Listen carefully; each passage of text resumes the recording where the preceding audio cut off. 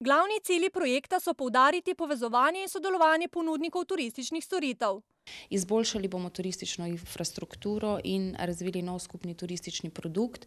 Tukaj konkretno govorimo o tematskih poteh po posavskih občinah. Torej, uredili bomo 5 vzorčnih tematskih poti v regiji Posavje, vsaka svojo vsebino. Tako bodo, na primer, v Sevnici v sklopu projekta, ki ga imenujejo tudi projekt Popotnik, uredili 2 tematski poti. Prva pot je v Boštanju, druga pot je pa v Šentjanžu oziroma na meji med krajevnimi skupnostma Šentjanž in Krmelj. Projekt, pri katerem sodelujejo partnerji iz 5 posavskih občin, poteka v 2 fazah, zaključili pa naj bi ga do junija 2013.